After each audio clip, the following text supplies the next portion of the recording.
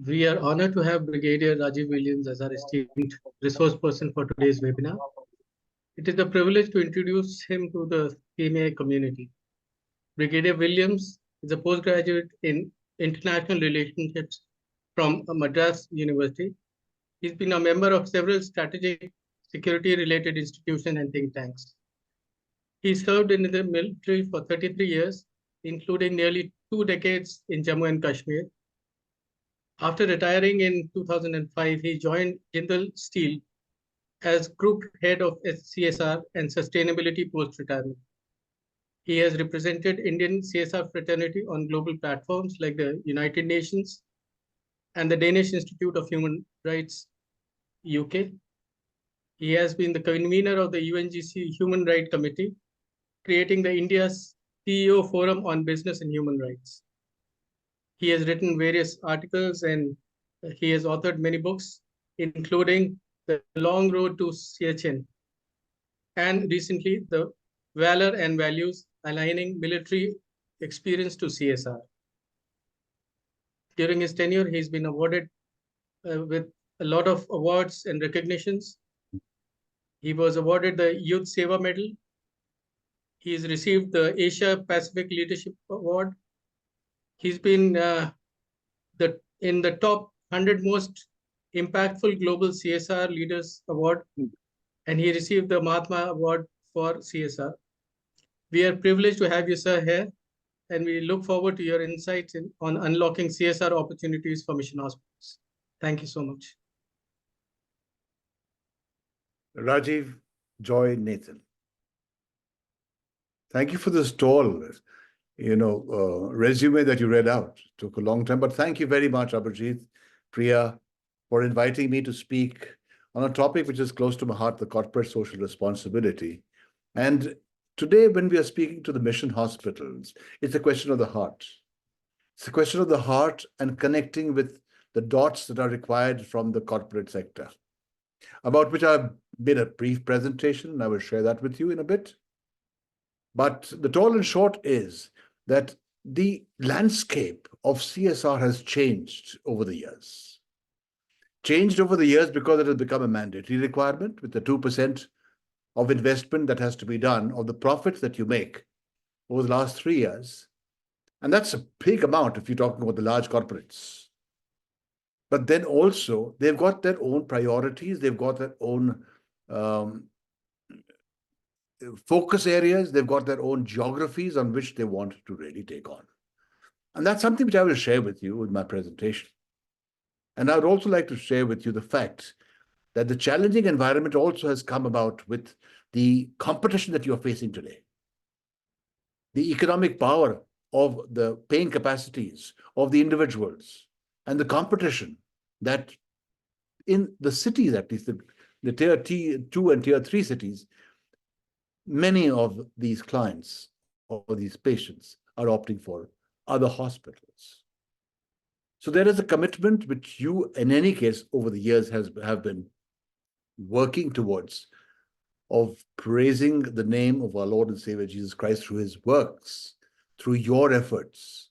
And I'm sure that will make the impact to draw the funds from the corporate sector. So I will briefly tell you about my presentation, and if it is all right, I will share my presentation in a moment, just a moment.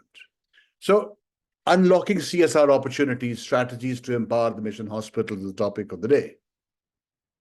And I really wonder whether we are understanding this very fact of how we have to understand the fact of the CSR, the corporate social responsibility. And the corporate social responsibility has got the fact that you have to try and tap the resources of corporates which are closer to your hospitals. There's no point going in for a corporate which has got no interest in a particular geography. So geography is important. And they are looking for a secular perspective. With my experience with Jindals, it's that the MD, once you get the buy-in from the top, and it's the individual connects that really help organizations to partner and take the various projects forward. And healthcare is an important area. But the question is that they always are looking at a lot of Christian institutions are having a challenge as far as partnerships are concerned because of that question mark with the today's present dispensation is looking at of challenging you. Because corporates are outcome driven. They're looking at the beneficiaries, how many beneficiaries you are touching upon.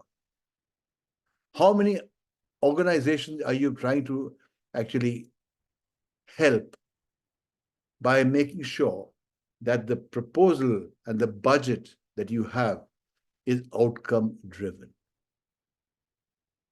They look at numbers. They will look at how many will you be able to treat or engage. And that's unfortunate, but that's how the corporates work.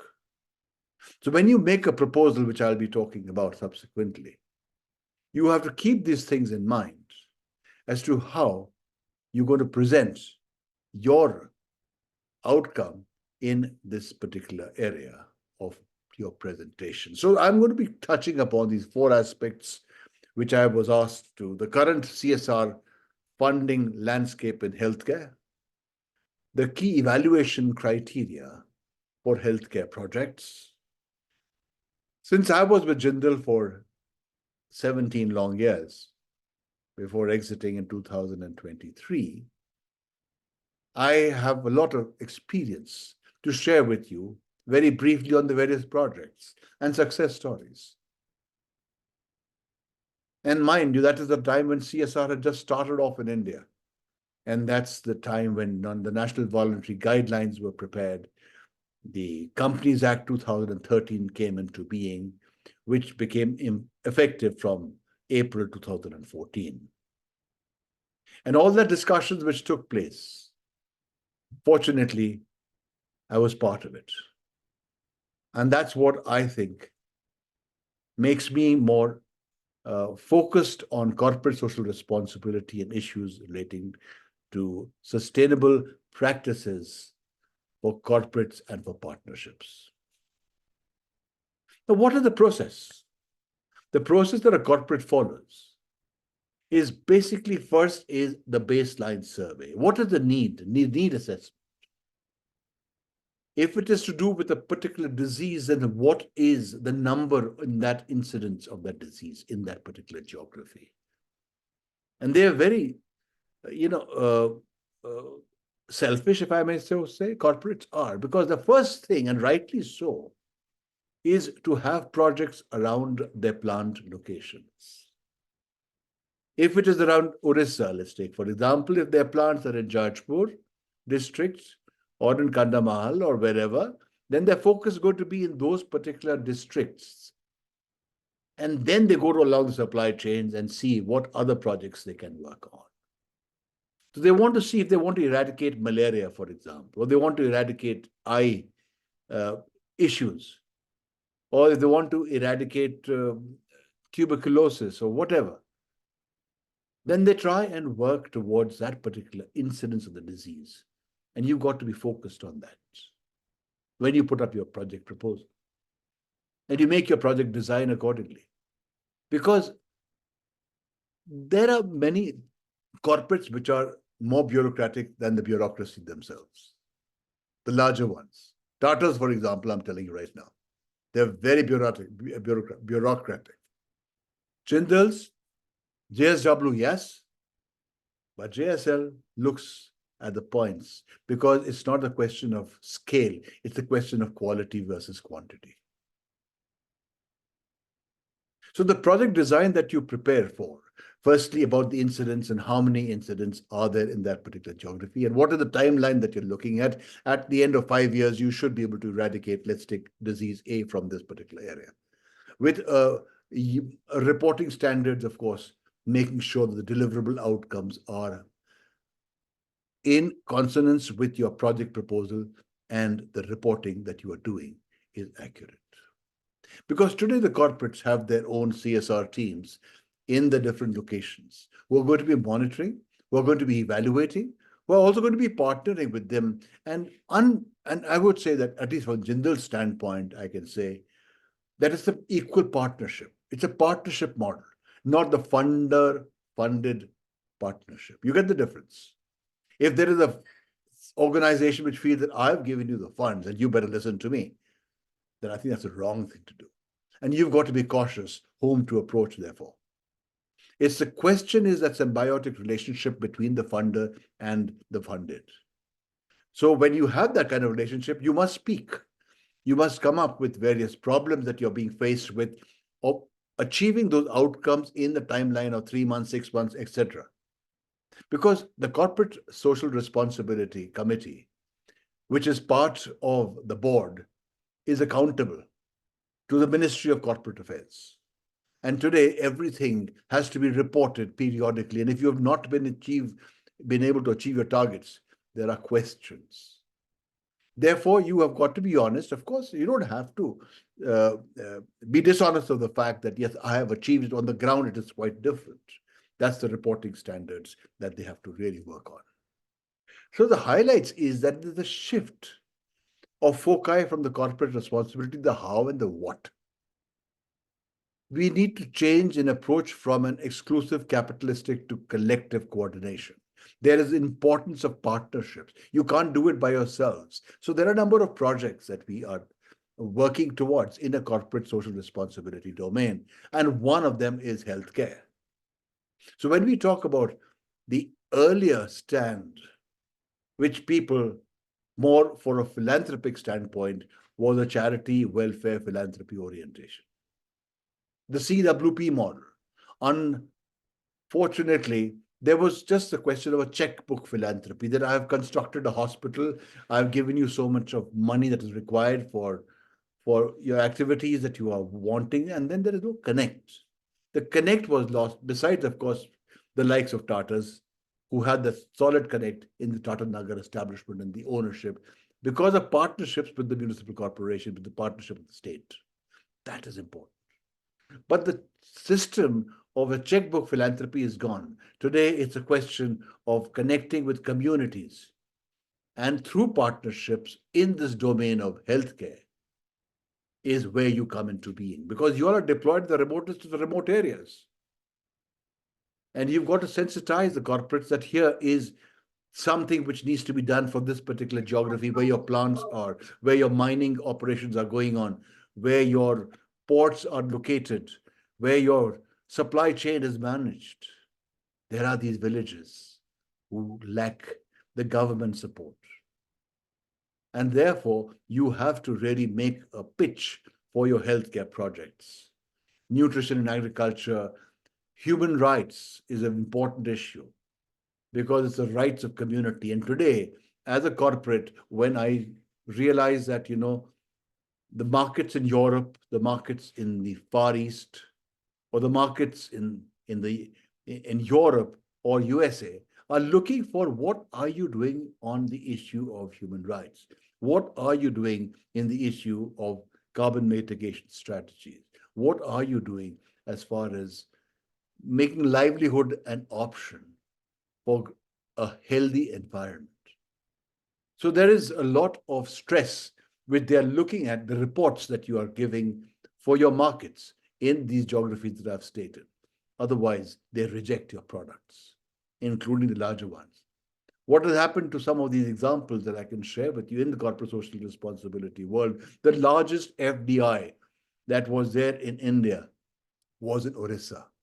POSCO came in the area and wanted to do a 51,000 crore investment.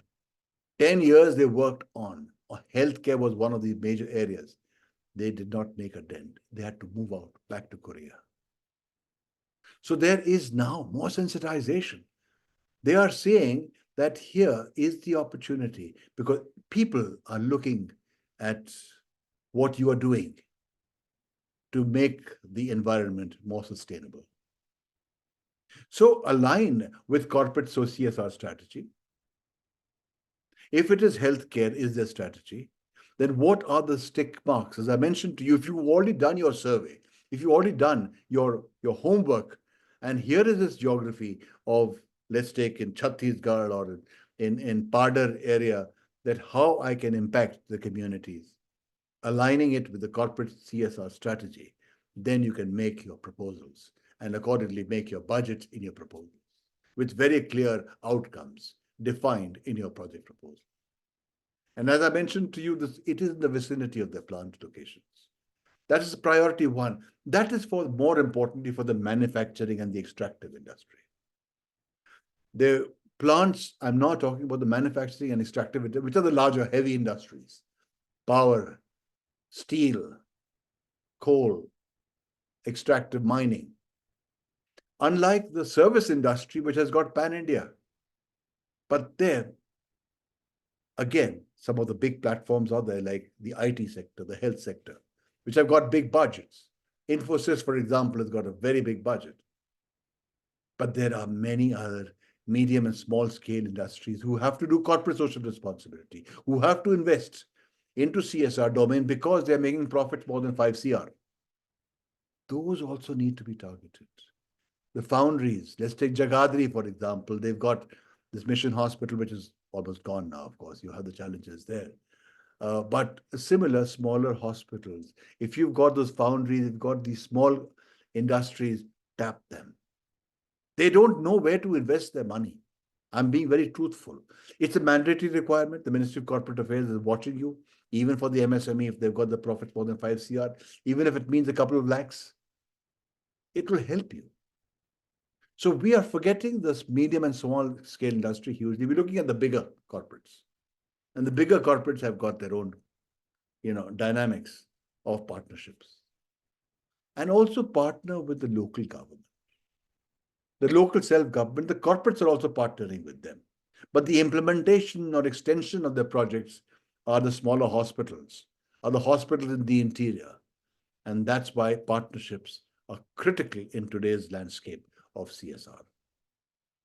And when I say that the evaluation, I mentioned to you earlier too, is the disease incidence in the area, the impact of community and businesses, how it's going to increase the business. If it is to do with eye health care, for example, if you provide them with eye care facilities, it improves not only the community relations, but also it improves their business. Let's take the garment industry. The garment industry has proved that they can do much better when the eyes are more effective. That's where the eye hospitals come into being. And how will the project affect the inclusive growth in the agenda of the government? So the other key evaluation criteria that you have to understand the CSR department or the division of the corporates have to realign it to because of the reporting that they are required to do. So some of the success stories that I would like to share with you, because my time frame is also just 20 minutes.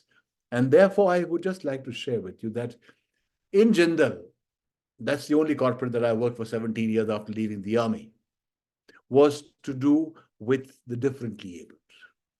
There were a lot of projects around the differently abled with a special reference to the hearing impaired, the HI community, the eye care community, and of course, general healthcare through medical vans that were deployed in the remote areas.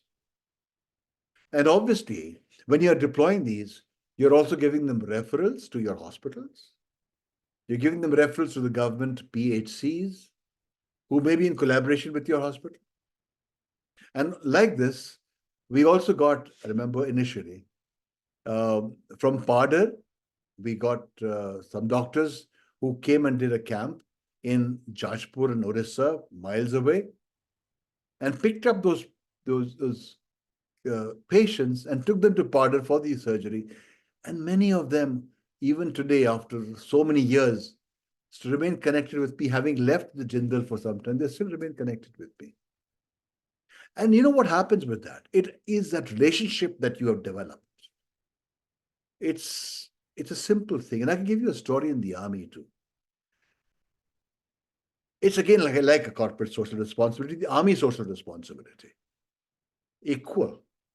That's again where mission hospitals can target or be collaborating with the army too at times.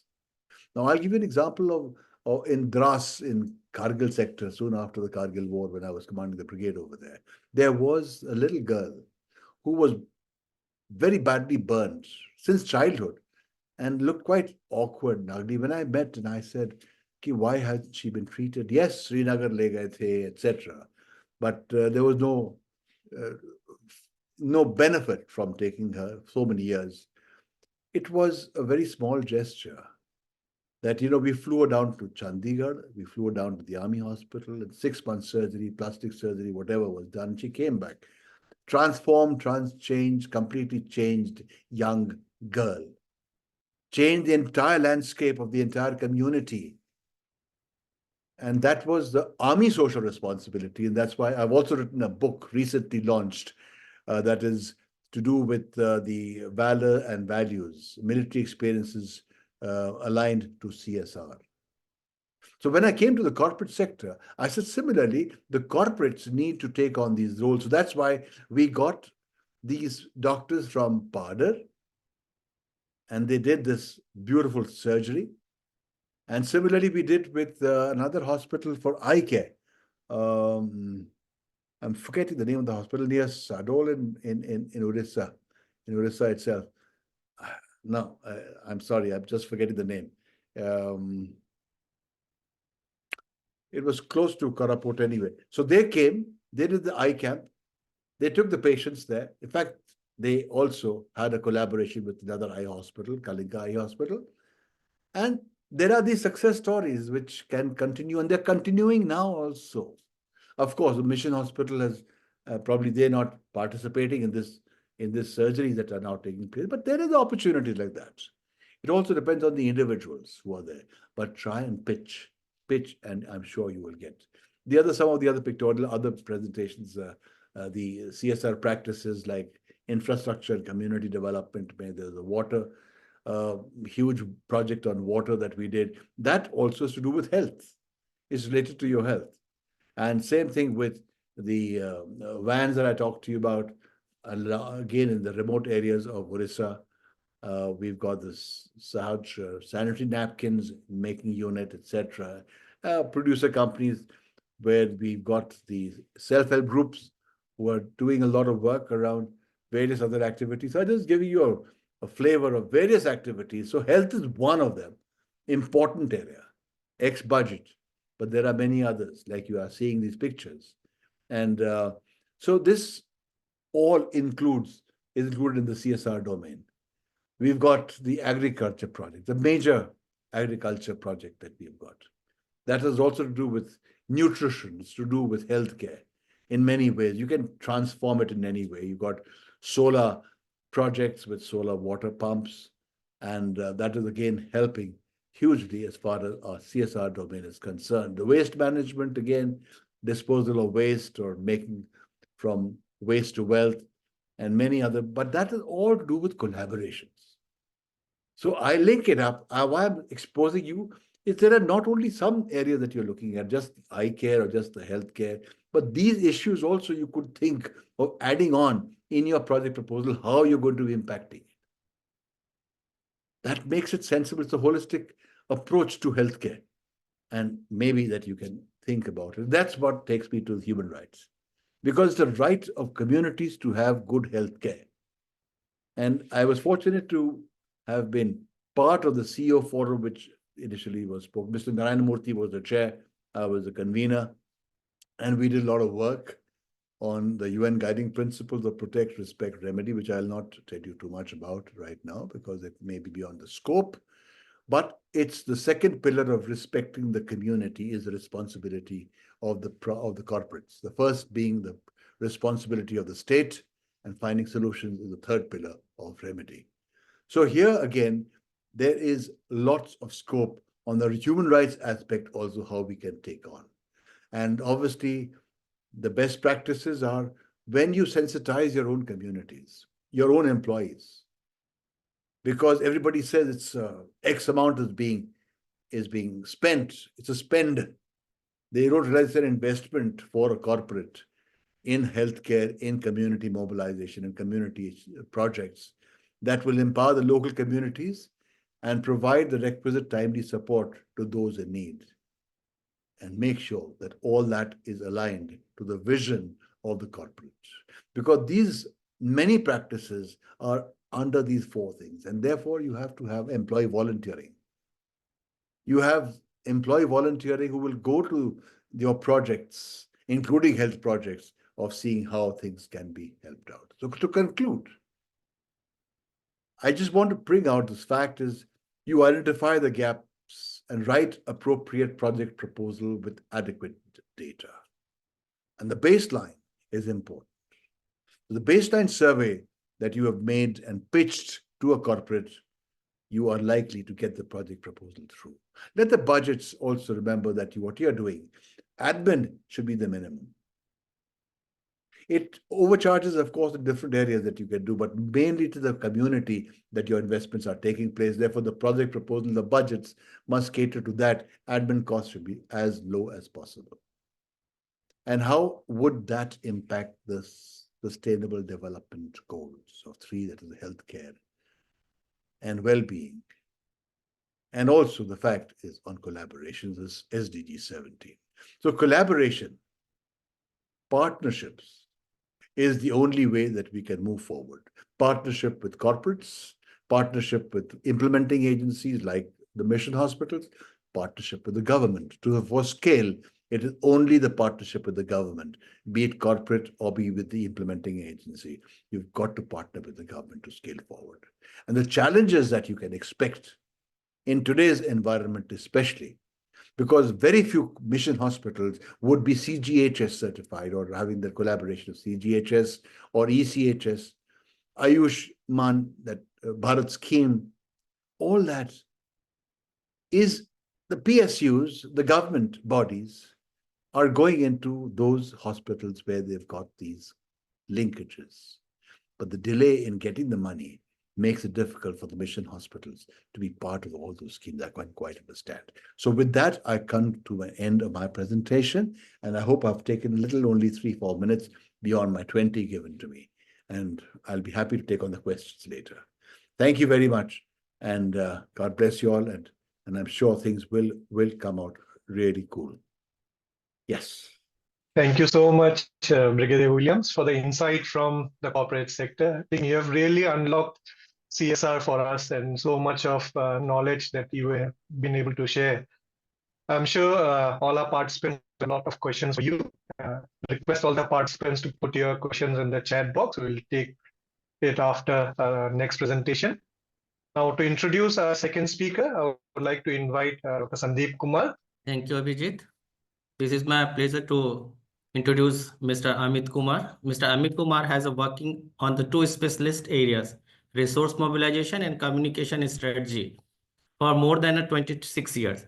His forte is fundraising establishment, partnership, marketing development, marketing communication, and internet marketing. He always worked to bring a long-term committed income through the various channels. He worked with the media houses, NGO like Plan International and SOS, Children's Villages International, before joining the Leprosy Mission Trust India in 2017. He explored the integrated fund development mechanism in India and many countries in Asia. In his current role as the head of the fundraising and resource mobilization, he has been helping the Leprosy Mission to mobilize the resources to sustain its large program, expanded across the India since 2017. He brought the fund from public sector undertaking, corporates and foundations and high net worth individuals for a healthcare, skilling and community program. Thank you. Welcome you, Mr. Amit. Thank you, Dr. Sandeep, and good evening to all of you. And I listened to Brigadier Rajiv Williams. He actually talked about the CSR things that is happening in our country. And I mean, he highlighted all the opportunities and the pitfalls that are there. Some of we may aware of about that. And from an NGO point of view, from an organization point of view who wants to avail the CSR funds, so there are a lot of things to take care of and how to get benefited, because CSR challenges we all know. I mean, it's not very easy to get the funds, but there are opportunities as well because of this law in India. And this is something that nowhere in the world this kind of law is there. So for India, this is a blessing for us. It means that the funds are there and we have to avail it. And how to avail it? That we have to find the way out. And for the hospitals, because for the leprosy mission hospitals, I have been working here, so I know some of the pitfalls for hospital. What are the problems on the ground that we face actually? And sometimes we are not able to satisfy the corporates, right, on their criteria. But how best we can avail those opportunities and find the best way out. So now I am uploading my presentation to go further. So little bit of what I did. So I work mainly with the NGOs working in the childcare sector, mainly, the Plan International and the SOS Children's Villages International. For the hospital, I work with, I've been working with Leprosy Mission from 2017. 2-3 points that I would like to highlight. Leprosy is a mandate of the Leprosy Mission Trust India, but nobody is talking about leprosy anywhere. And when we go to a company for the CSR fund, I mean, they say sorry because leprosy is nowhere mentioned in their scheme of things. So that was the first challenge that I faced. It's a among all the diseases that they are working on, leprosy is nowhere actually. Then I started, making some products, how to go ahead with that. I tested that. And after a year and a half, then we changed our strategy and we again, went to the corporates and they started listening to us. And we received funds from, big PSUs, the private companies, individuals, foundations, everyone. And we received funds for, our health hospital work, our vocational training centers, livelihood, even the clean energy. So, I mean, we diversified our things and the corporates are also giving the funds. But yeah, that is not adequate. So much of need is there. But all I can say is with the right strategy, even we can make a start and go ahead with that. CSR outlay, I mean, in India, it's more than 35,000 crores. I mean, it's a huge fund available. And top spends is always education and health. So when we when we are here talking about funding for hospitals, so health funding is actually on the top. So there is no dearth of funding for health. Retail fundraising is year on year, it's also increasing. And we know about the FCRA compliances, how difficult it is nowadays. And after recently, the US said fiasco. So now the focus is back on how to raise funds in India only. So I just segmented in 2 parts. I'm talking all the basic things that we can do. I mean, there are a whole lot of things, theory and, lot we can talk. But for us on the ground, what we can do best to attract funds. So we can divide into 2 sectors, restricted and unrestricted. Restricted is largely the CSR funds and, the institutional funds like USAID or DFID or OSAID kind of thing. Unrestricted, mostly from individuals and the HNIs. So what I recommend is we can, and both these are going hand in hand. So we should actually use both these to leverage the most. The first question is, why should you get donation? The fundable. I mean, we should find a clear answer to that. I mean, that is precisely the thing that any donor or corporate or institution will ask you. Small things we can do and change the things.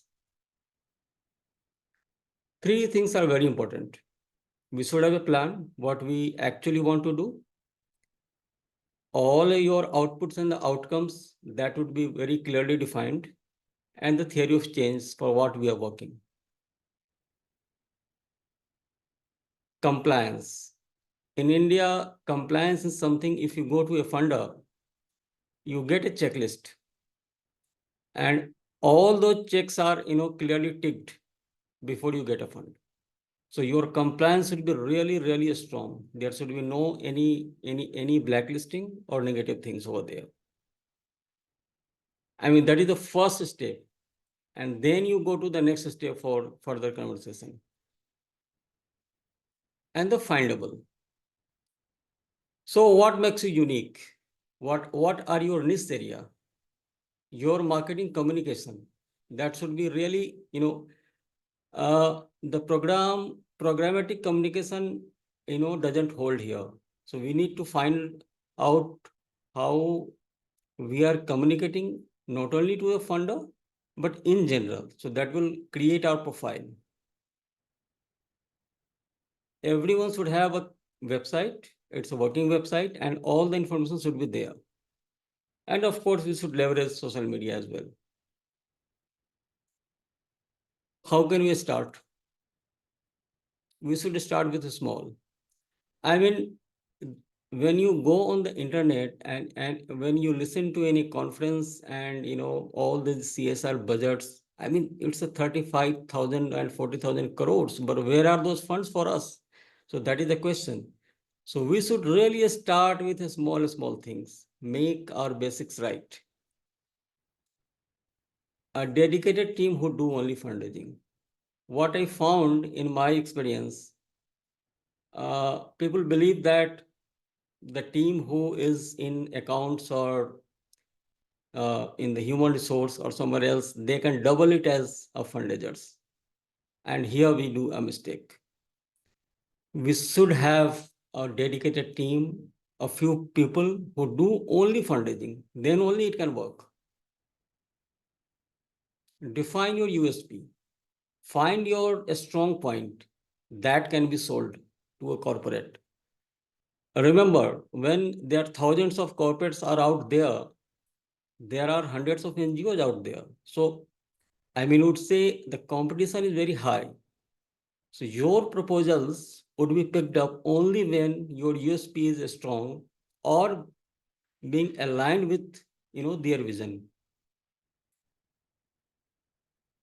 Highlight your positives. Whatever your positives, it should be highlighted. Sometime we should have much more, but that is nowhere mentioned. And you should find it out and highlight it. Align with government and the corporate priorities. So, as I said, leprosy is no one's baby. I mean, the government's priority is not there. Corporate is now talking about that. Recently, I went to meet Indian Oil CSR team, and what I found over there, so they have spent 100 crores for tuberculosis, and they said leprosy is actually is not in their priority.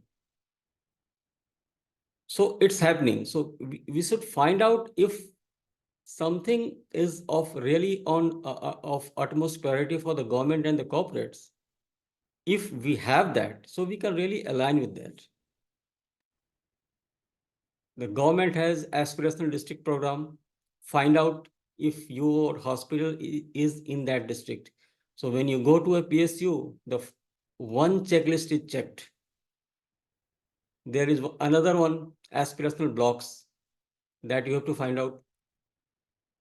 And diseases which are in the government's priority, like tuberculosis and many more others are there, where government is pumping funds And because it's a government mandate, corporates are bound to pump in those areas. Due diligence. All your documents, if you are registered as a society or trust, I mean your ATG, 12A, CSR1, FCRA, PAN, I mean, whatever is there, it should be really clearly, you should have that. If you have any affiliation, please mention that. And this is actually the most important thing in our fundraising thing, product development. Nobody can give us fund for salaries of our doctors or healthcare professionals or the funding gap in your hospital. For that, you have to make a very clear product, and that product should be, I mean, it has a capability to be sold. I mean, corporates should have it. They should see a significance if they take it, their CSR vision also be fulfilled. Few examples I can quote here, like as I understand the hospitals who are listening to us, many of them are providing this affordable healthcare. This can be a good product. Cataract surgery, if you are doing low cost surgery, there are different small surgeries that are very rampant in the rural India.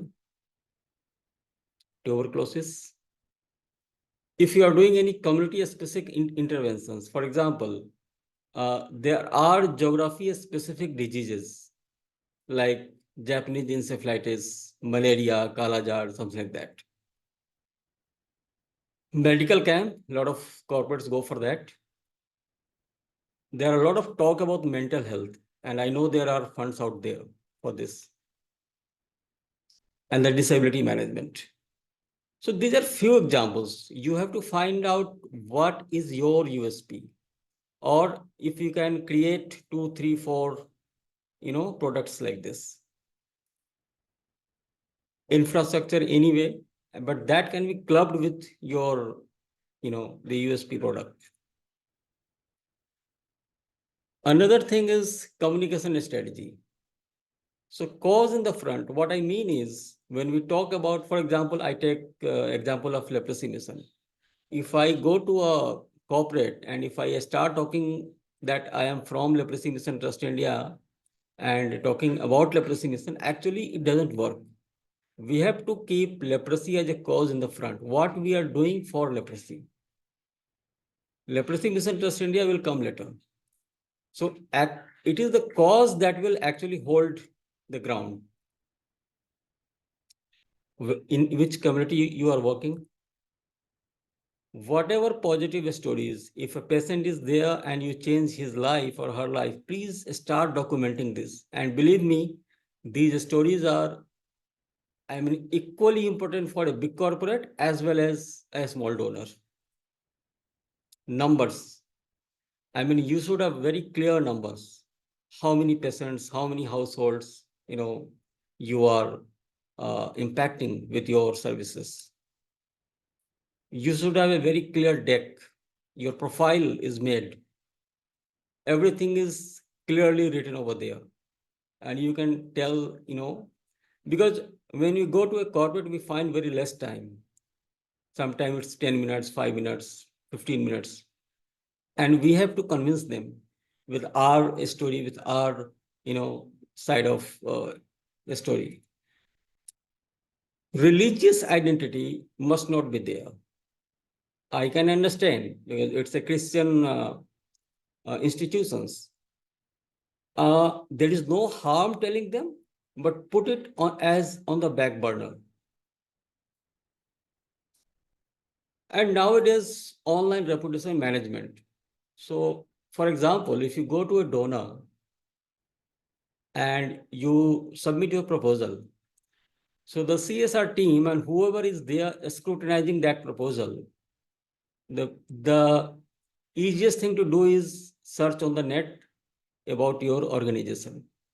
And if anything negative is there on the net, it will impact. Because I have the first-hand experience of it. There was a false news about leprosy mission, about the FCRA cancellation 2 years back. NDTV picked up, for any other leprosy institution, and we did not receive funding from a donor. When I insisted, the later they sent me the link, and then I clarified, and actually I got it. But this is something, you should always look for that. Your team members should look for that if anything negative is there.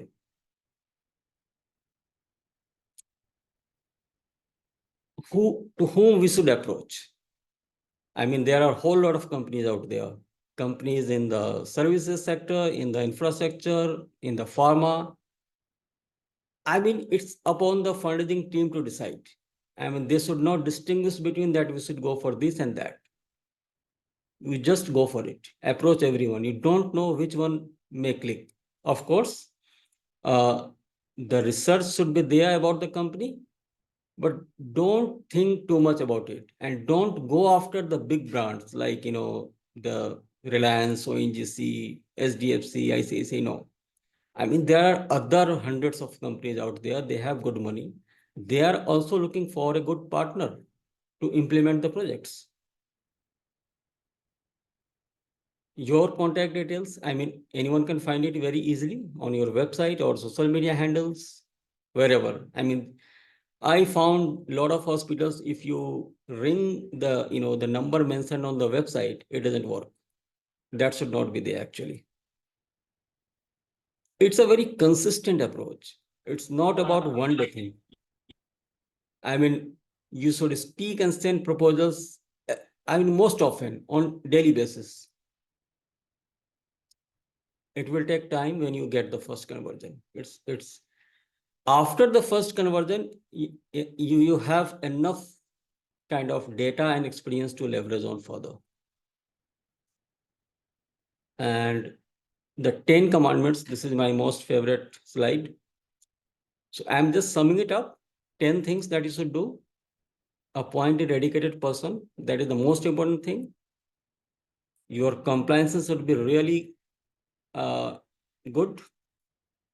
Develop a clear products, whether one product, 2 or 3, that you have to decide. Find your niche areas. Research. A very good website with all the information available. Highlight your strong points. Online reputation management and a clear strategy. And the donor cultivation. If you get a donor, then we should. And of course, it's about your the utilization of the funds, the reporting, bringing donor to your project site, something like that. Thank you. Thank you, Mr. Amit, very much. And thank you, Brigadier Rajiv, sir, also for your excellent presentations. Yeah, thank you. I really like the way you have made it practical for our audience. Many of our mission hospitals are struggling with the 24/7 activities that they need to do on a daily basis. And sometimes finding time to do all these other requirements is a big challenge. But thank you for making it practical. Thank you for making it, like a step-by-step, bite-size instructions for us to take forward. Thank you, Dr. Priya, for stepping in. Once again, thank you, Amitji, for taking us through the journey of CSR implementation and the requirements, also how to network and build relationship with corporates, and highlighting the need of a specialized skill to raise funds. We'll now have a short time of panel discussion. And as I would like both the speakers to join me in this, and also request all the participants to please put your questions in the chat box. So my question to Brigadier Williams is, you have briefly shared about the healthcare landscape, the current CSR healthcare landscape. And as we see that it is still evolving. So what kind of trends do you see in the future? So what are the things that we should be prepared for? We can right. And thank you. Thank you very much, Abhijit. In fact, this question is very pointedly also asked in the chat box in some format or the other. The first thing is that, you have to have a 3-year at least a 3-year kind of an involvement in your NGO or in your hospital to take CSR funds.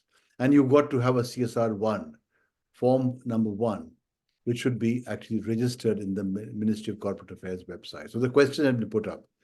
So that's the start point. That your organization, most of our mission hospitals are obviously more than 3 years. But if you're taking it through a trust, then the trust needs to be registered. That CSR form must be with you. And then you can pitch it to a corporate. And there are other ways also, let me also share with you. Sometimes you get challenged. There are organizations which are helping in collaborating with you to pitch for you without any funding requirements.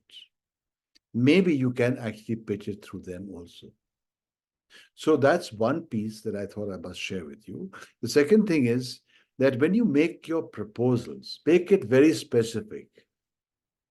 You know what happened? Many of the proposals that are received by the corporates are huge bundles which come up. Nobody has the time to go through it. And as Amit had rightly brought out, that the time that is given to an organization putting up a presentation is not as much as you would appreciate it, as you would like. It also depends upon the corporate head of CSR, how he presents. But normally what Amit has said is absolutely correct. So in that short 15, 20 minutes, you've got to pitch your proposal in such a way that it makes a difference in the thinking of that person to take the conversation forward. Some questions are put up on the documentaries, the documents that are necessary. Now, if you actually have a look in that website of getting all the details that are required to be listed, you've got to have, of course, whether you've got ATG with you, if you've got FCRA or you got 12, then you must pitch that and inform them that, we've got these facilities, we've got these certificates. And that also helps the corporate to take discussions forward. There's some questions which have been put up to me on the skill training. I mean, something on skill training that, how that can also form part of a proposal and the revenue stream that is generated. So today in the healthcare, there are so many streams which your hospitals can also really try and work on. The caregivers, health caregivers, is a huge opportunity. Why should only NGOs do it? Why can't the hospitals collaborate with somebody and then give them the platform of taking care of the people, of your patient, its patients itself? That becomes a proposal by itself, which can be pitched to the corporates. So like this, think out of the box. Besides the disease incidents, besides the actual outcomes that you're looking at, these also can be part of the proposal that you can also think of spinning it in a way that will appeal to a corporate that, yes, they're also into healthcare management. And that also becomes important. I'll pause here. Yes, Abhijit. Yes, thank you so much. Now, my next question is for both the speakers. What are the most effective ways that you have seen that, as a charitable hospital, as mission hospitals, how can we showcase our impact for potential CSR partners? Is that, how you're going to pitch it. And Amit did mention about the corporate communications equivalent, your communication streams, how you're going to make the brochure, how you're going to be impacting your funders through the brochure that you create, through the case studies. And those case studies need to be presented. I'm still consulting on CSR, and I get healthcare, other issues with a lot of success stories. So those success stories, form sometimes make it appealing for a corporate to say that, yes, they are into, let's take this disease management, and they will be able to share their successes for the corporate in due course of time. It helps. Amit ji, would like to add anything to that? So, yeah, so there are two things over here. One is, for example, Leprosy Mission Trust India is, so what we are doing, so we are giving services free of cost to the leprosy patients, right? And also we are doing the affordable healthcare services. Likewise, if you have free of cost services, then the things are going to be easier to get the funding for that. For affordable things, you should have your maths very right. I mean, corporates are all for the numbers. I mean, they need good partners to implement the programs, but they also need numbers. If you are giving some funds, they should see how much people you are actually reaching with that funding. So, I mean, it should be very clearly defined. And then I'm sure, I mean, that will attract their, eyeballs. May I Thank just you. add a little Yes. more about leprosy itself, leprosy mission, leprosy, work towards leprosy. It may be the hospital itself, that's one part, but there are these homes, leprosy homes. I remember in Orissa, we partnered with that home, that leprosy home, which was being managed also by some hospital. Now that route, again, reaching out to the leprosy ashrams, and I don't know how many, there must be quite a few, but I used to visit that also. I used to visit quite, and the guys used to feel so happy. And we used to help them out with various activities. And I was just thinking, Abhijit, maybe that you all are doing it already in the Leprosy Mission Trust. But if you have got also a connect with some of these homes, then it makes a little more sensitivity with the corporates. Take it forward. Thank you. Yeah, so one more, I mean, this is important thing to share with you all. Recently, we got a very good funding from a big foundation from the government. But I mean, before we cracked it, I mean, for 7-8 months, we had several round of meetings and, a lot of due diligence happening. One question they asked is, actually, we pitched for our ulcer care treatment that we are giving in our hospital. So the cost of one patient that we put in over there, so they questioned that, how can you justify this cost for a patient? I mean, for one patient, the cost is. Can you give us similar cost from other hospitals where we can vet this? Can you take it from the EMS? So then I told him, I mean, why should EMS give us the costing for a private hospital? I mean, they have no business for that. Yeah, if they have something on their website and in the public platform, we can take that. But when I approach EMS, justify the leprosy missions cost, that is not there. So what we did is, we told them what we can do is, we can try to bring some other hospitals for this. And we got the, I think we got from CMC and all our SLOs in the government, they verified it. Yeah, it's a actually good one. So the point I am making over here is, everything is very carefully written over in your proposal. I mean, question is for everything. For the cataract surgery, if an NGO called Site Saver, if they are charging 8,000 rupees for a surgery, in the market, I mean, it can be happen in 2,000 rupees also, or for that matter, in 15,000 also. So accordingly, we can tweak our, proposal with the, funder to go through it. One more question that I have for you is, you mentioned about having a dedicated team, specialized people in your team to be able to fundraise. So now how can in a hospital, most of the hospitals are in resource poor setting, and most of them have challenge with human resource. So how can we train ourselves or build our capacity to approach CSR grant effectively? So to start with, you should not have a big team, for fundraising. You appoint just one person, and that person you should look for. If the person has some experience in raising funds, that is good. If not, ideally the person from the the sales marketing background, ideally from the banks, because we found that people from bank are really successful in this sector in fundraising, so they can do that. So sales marketing background must be there. They could understand the market, how to approach people, how to approach corporates, the written capacity, the writing the proposals, customizing it accordingly. So they should know about that. So you can start with one person, actually. You should not need a, fleet of people to, yeah, if the thing will be happening further, then you can add more people for that. And also, there are some questions, I think some of them have already been answered about ATG and also about the CSR registration. So I've shared a link on how you can register yourself at the Ministry of Corporate Affairs to be able to approach for CSR grant. And also regarding ATG and 12A, I think they've already been responded. And Brigadier Rajiv, I think he has to leave. So thank you so much for very giving us much, your because time and expertise. my time zone is quite different to yours. So as of now, it's Yes. dark night. And thank you, everybody. Thank you, CMAI, for inviting me. And I hope that whatever little presentation I could make before you was meaningful. If there are still questions, then I'll be happy to respond over mail. And Abhijit has got my coords. Thank you very much, and bye-bye. Thank you.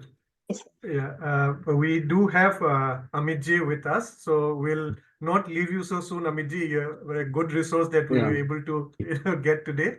So just, some of the questions which has been there, what new focus areas can skill develop? I think that has already been answered. One question is about how do we address the data protection when our product for CSR involves confidential data?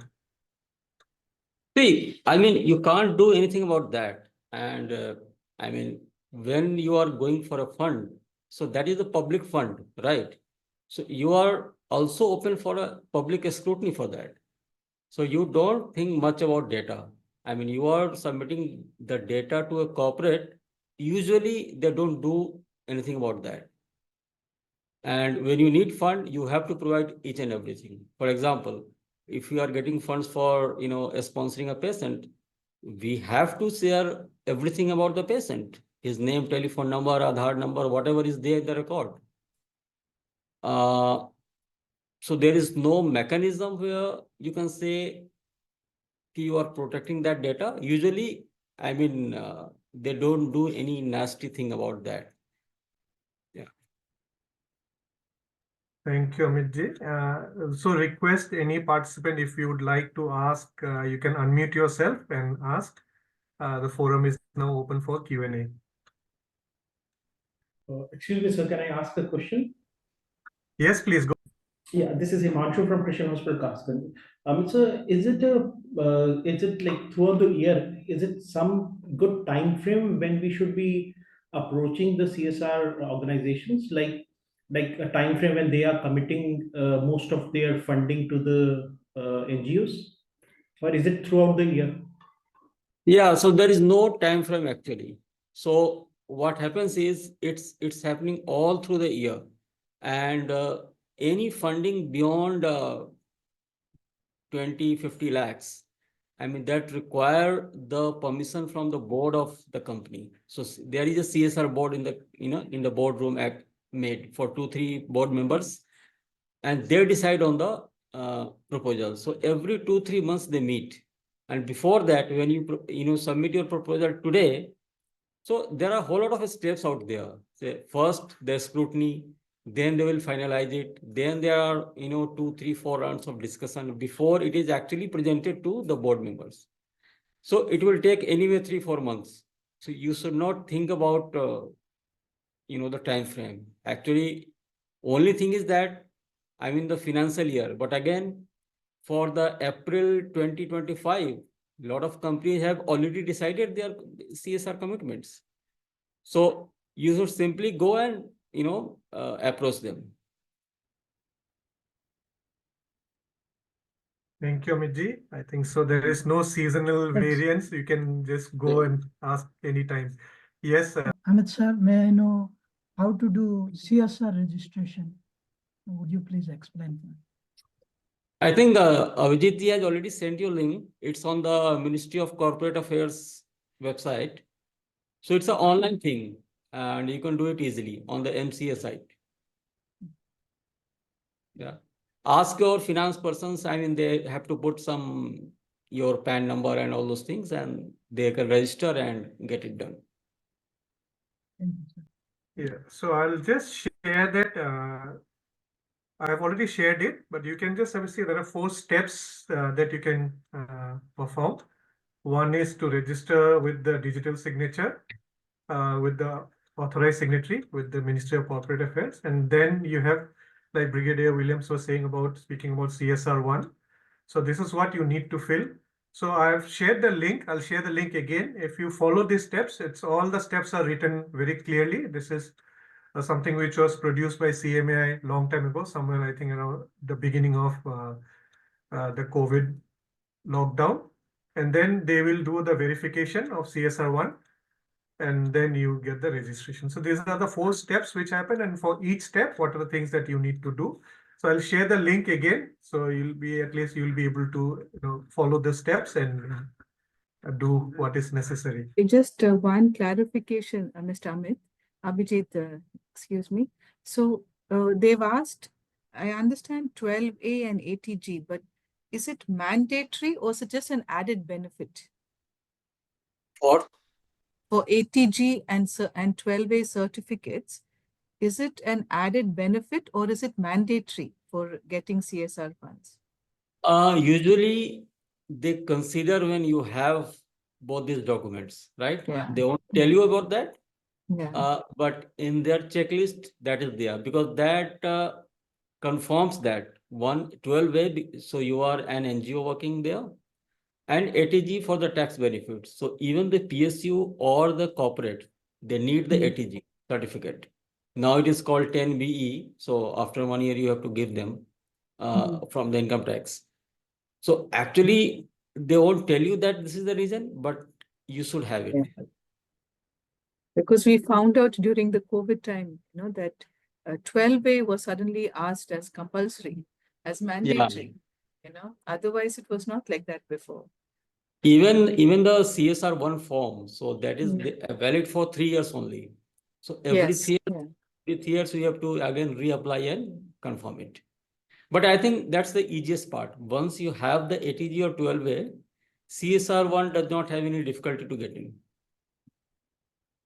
And the Darpan registration. That is also important part, because so how they can validate whether you are an right NGO or not. So they simply put your number on the Darpan and they get the detail. And if you have the FCRA number, again, I mean, your number put on the FCRA website and they get the detail. But if FCRA number is not there, so that is not actually necessary. But if FCRA is there, so that will actually another additional benefit of your trust. So nowadays, if you don't have FCRA, then you are fine. But if you had FCRA and it was got cancelled, then it's a problem, because they know that something wrong has been happened without going into the detail. Sometimes FCRA cancel for no reason. I mean, it's a not a valid reason. But having the FCRA and getting cancelled, then it creates a suspicion. If you don't have FCRA, then it's fine. Yeah, we don't have that. Usually for the funding from India, that doesn't require FCRA license. But nowadays they see as a kind of trust certificate. So one question is, Amit, if you would be able to answer, can CSR be outsourced to a department or external consultant? It can, but it has a cost, right? So there are agencies in the market who does the CSR, fund procurement on your behalf, but they will charge you. So you have to find out if you are ready to pay. Yeah, it can be done. I think the question is also, I mean, as the recipient, I think you have to make the expenditure, and if you're outsourcing it, the expenditure still has to be in your the organization's name. It can't be in someone else's name, because you need to have all the finances and all the accounting proper. So I think that also. So what happens is, the agency that would work on your behalf, they will bring fund on your name. It will come directly to you, right? So that part is very clear. So in the eyes of agency, your organization is getting fund. The agency is nowhere in between. It's a internal setting with the agency that after you get the fund, you have to pay them as a commission. So that is the agreement you have with the agency. But fund will come to you directly, and you are answerable to the fund for all the compliances and everything. Do we need to have a separate account for the CSR funds? Usually, no. A few funders, they insist that you should have a separate account for the funding. So then it's easy. You can simply open an account and take funds into that account only. But not all funders insist.